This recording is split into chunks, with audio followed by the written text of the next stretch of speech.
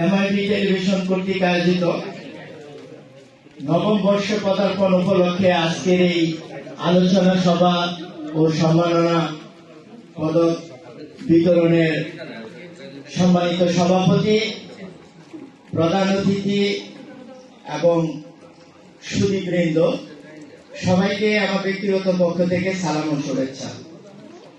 সময় সংক্ষিপ্ত, তাই বক্তব্য সংক্ষেপ করব। আসলে এমআইবি টেলিভিশন শুরু থেকে এই পর্যন্ত তার সাথে আমরা কমিউনিটির ব্যক্তিবর্গ অনেকেই জড়িত। এই এমআইবি টেলিভিশনের যে বস্তুনিষ্ঠ সংবাদ পরিবেশন এবং সমাজের যে চিত্র, বাংলাদেশের বর্তমান পরিস্থিতি, গণতন্ত্র, গত নির্বাচন নিয়ে তাদের যে প্রতিবেদন, সত্যিকার অর্থে সেটা নিরপেক্ষতার প্রমাণ দিয়েছে। আমি আশা করব ভবিষ্যতে তাদের যদি এই ধারাবাহিকতা অব্যাহত রাখে, এমআইবি টেলিভিশন বহুদূর এগিয়ে যাবে।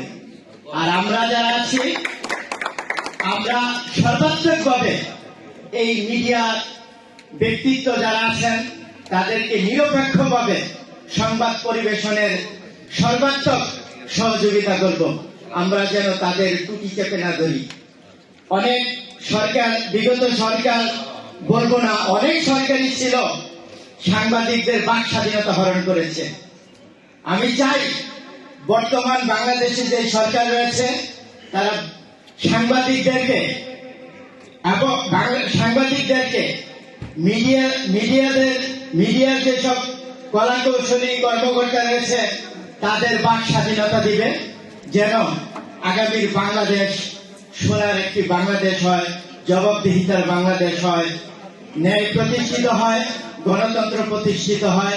সেই প্রত্যাশা ব্যক্ত করব। অনেক অনেক ধন্যবাদ এমআইবি টেলিভিশনকে।